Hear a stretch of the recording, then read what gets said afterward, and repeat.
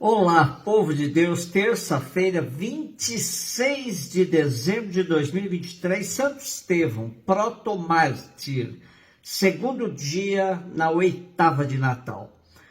A nossa reflexão de hoje é a partir de Atos dos Apóstolos 6, de 8 a 10, 7 a 54 e 59, e Mateus 10, de 17 a 22. Naqueles dias, Estevão, cheio de graça e poder, fazia prodígios e grandes sinais entre o povo. Mas alguns membros da chamada Sinagoga dos Libertos, junto com sirenenses e alexandrinos e alguns da Cilícia e da Ásia, começaram a discutir com Estevão. Porém, não conseguiram resistir à sabedoria e ao espírito com que ele falava. Ao ouvir essas palavras, eles ficaram enfurecidos e rangeram os dentes contra Estevão. Estevão, cheio do Espírito Santo, olhou para o céu e viu a glória de Deus e Jesus de pé à direita de Deus, e disse: estou vendo o céu aberto e o Filho do Homem de pé à direita de Deus. Mas eles, dando grandes gritos e tapando os ouvidos, avançaram todos juntos contra Estevão, arrastaram-no para fora da cidade e começaram a apedrejá-lo. As testemunhas deixaram suas vestes aos pés de um jovem chamado Saulo. Enquanto o apedrejavam, Estevão clamou, dizendo: Senhor Jesus, acolhe o meu espírito. Estevão foi um dos diáconos escolhidos pela comunidade primitiva para cuidar do serviço dos pobres, simbolizados nas viúvas das comunidades dos gregos em Jerusalém. Estevão não se limitou ao serviço para o qual foi escolhido. Ele se tornou intrépido pregador da boa nova de nosso Senhor.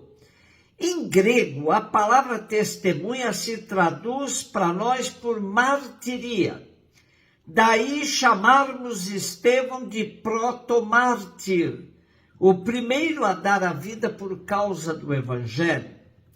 Nosso texto de hoje vem na sequência de um destemido discurso que Estevão fez frente às autoridades judaicas.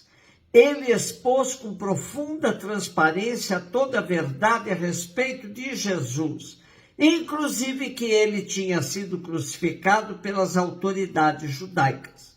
Seu discurso revelava também uma sabedoria única, que a todos deixava uma admiração gigantesca. Ele apresenta uma catequese completa, de estilo querigmático, sobre a trajetória de Jesus. Seu discurso termina com a profissão de fé em Jesus. Os seus inimigos acusam-no de blasfemar e pecar contra a lei e o templo, condenando-o à morte. Quando Lucas narra o apedrejamento de Estevão, Lucas segue o esquema da narrativa da morte de Jesus como seu mestre. Estevão morre confiando-se a Deus e perdoando os seus algozes. Lucas mostra-nos assim que a vida de Cristo continua na vida da igreja, na disponibilidade ao Espírito, na pregação, na coerência evangélica e na própria morte. Jesus, com a sua morte e ressurreição e com o dom do Espírito, inaugurou um tempo novo. Ele é a plenitude da lei e não há perseguição capaz de o destruir. Mateus 10, 17 a 22, disse Jesus aos seus apóstolos: cuidado com os homens, porque eles vos entregarão aos tribunais e vos açoitarão nas suas sinagogas. Vós sereis levados diante de governadores e reis por minha causa, para dar testemunho diante deles e das nações. Quando vos entregarem, não fiqueis preocupados como falar ou o que dizer. Então, naquele momento, vos será indicado o que deveis dizer. Com efeito, não sereis vós que havereis de falar, mas sim o Espírito do vosso Pai é que falará através de vós. O irmão entregará à morte o próprio irmão, o pai entregará o filho, os filhos se levantarão contra seus pais e os matarão.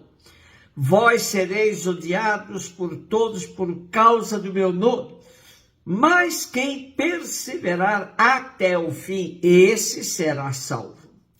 O capítulo 10 de Mateus é conhecido como o capítulo do discurso missionário de Jesus, onde ele instrui os seus discípulos enviados em missão.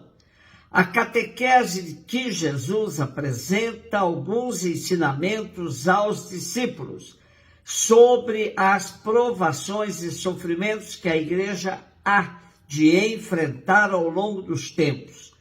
Jesus não poupa detalhes e pormenores dessa missão, que fica claro para nós que se trata da realidade que as comunidades estavam vivendo no final do primeiro século, quando tiveram de enfrentar diversas provações internas e externas.